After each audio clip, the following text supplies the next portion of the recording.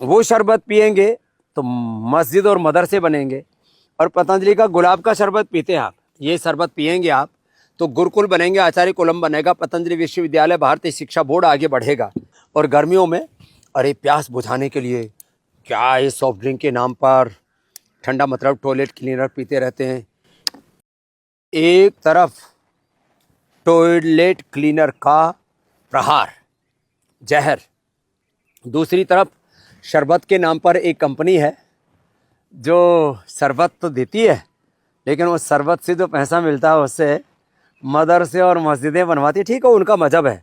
अगर आप वो शरबत पिएंगे तो मस्जिद बनेगी, पतंजलि का शरबत पिएंगे तो गुरुकुल बनेगा, आचार्य कुल बनेगा, पतंजलि विश्वविद्यालय और भारतीय शिक्षा बोर्ड आगे बढ़ेगा। जैसे मार्केट में वोट जिहाद चल रहा है, वैसे ही अब शरबत जिहाद का भी आविष्कार किया गया है। यह आविष्कार किया है पतंजलि के को फाउंडर बाबा रामदेव ने। अपने प्रोडक्ट को अच्छा बताना और दूसरों के प्रोडक्ट में खामियां गिनवाने का दस्तूर पुराना है।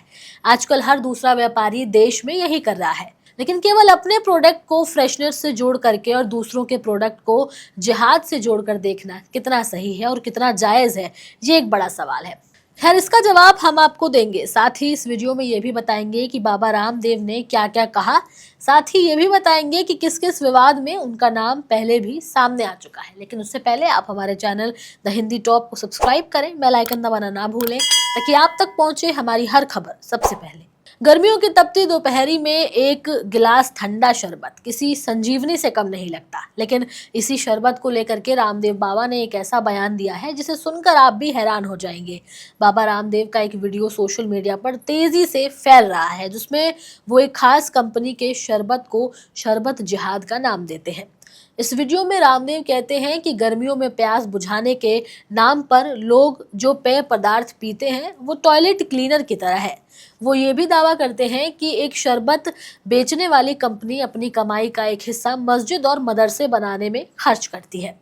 वीडियो में बाबा रामदेव साफ तौर पर एक सॉफ्ट ड्रिंक कंपनी को निशाने पर लेते हैं। हालांकि वो नाम नहीं लेते, लेकिन उनका इशारा साफ है। रामदेव ये कहते हैं कि यदि आप उस कंपनी का शरबत खरीदेंगे तो आप दरअसल मस्जिद और मदरसों के निर्माण में अप्रत्यक्ष रूप से योगदान दे रहे हैं। इसके विपरीत अगर आप पतंजलि का शरबत खरीदते हैं तो आप गुरुकुल, आचार्य कुल और पतंजलि विश्वविद्यालयों के विकास में मदद करते हैं।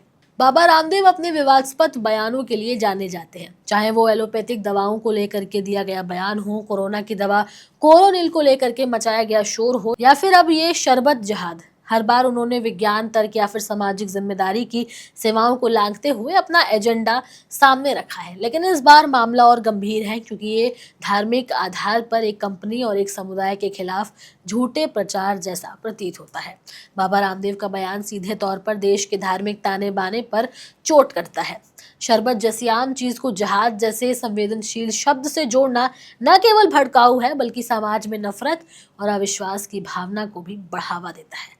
कई बार बाबा रामदेव ने ऐसे प्रोडक्ट्स मार्केट में बेचे हैं जिसका एक्सपायरी डेट हो चुका है। ये बात कई बार मशहूर कवि कुमार विश्वास ने खुद अपने कार्यक्रमों में भी कही है।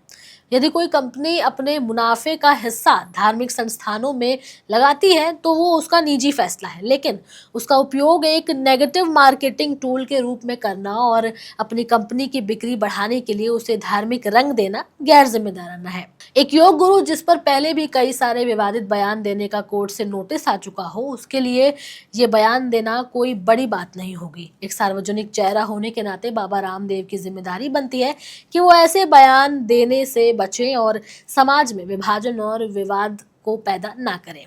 योग और आयुर्वेद के प्रचारक होने के नाते उनसे शांति, संतुलन और स्वास्थ्य संवाद की अपेक्षा की जाती है, ना कि विवादों और धर्म के नाम पर डर फैलाने की। ये कोई पहली बार नहीं है जब उन्होंने विवादित बयान दिया हो। इससे पहले भी वो कई बार ऐसी बातें बोल चुके हैं जिसे सुनने वाले की आंखें शर्म से नीचे हो जाएं। पुणे में आयोजित एक कार्यक्रम में शिरकत करते हुए बाबा रामदेव ने महिलाओं के लिए जिन शब्दों का इस्तेमाल किया वो वाकई शर्म की बात थी। उन्होंने कहा था कि महिलाएं अगर कुछ ना भी पहने तो अच्छी लगती है। जब उन्होंने ये बयान दिया तब उसी समय महाराष्ट्र के सीएम देवेंद्र फडणवीस और उनकी पत्नी अमृता भी वहां मौजूद थे, जिसके बाद से उनके खिलाफ नोटिस जारी कर दिया गया था। इसके अलावा उनके अगले कार्यक्रमों में उन्हें धमकाया भी गया था। महाराष्ट्र राज्य महिला आयोग की अध्यक्ष रूपाली चाणकर को समय सीमा के अंदर योग गुरु रामदेव ने तर्क देते हुए ये जवाब दिया था कि उन्होंने राज्य पैनल के किसी भी नियम का उल्लंघन नहीं किया।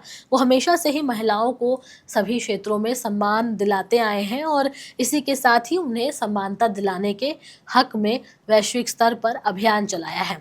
MSCW के अध्यक्ष ने कहा है कि आयोग को उसके नोटिस पर रामदेव का जवाब मिल गया है और अगर कोई और आपत्ति या फिर शिकायत है तो आयोग पूरी जांच करेगा। पिछले सप्ताह आयोजित कार्यक्रमों में उनका ये वीडियो भी सोशल मीडिया पर काफी ज्यादा चर्चा का विषय हो चुका था। रामदेव बाबा जो कभी गधी का दूध पिलाने की बात करते हैं, आज वो सीधा जिहादी शरबत पर पहुंच गए हैं।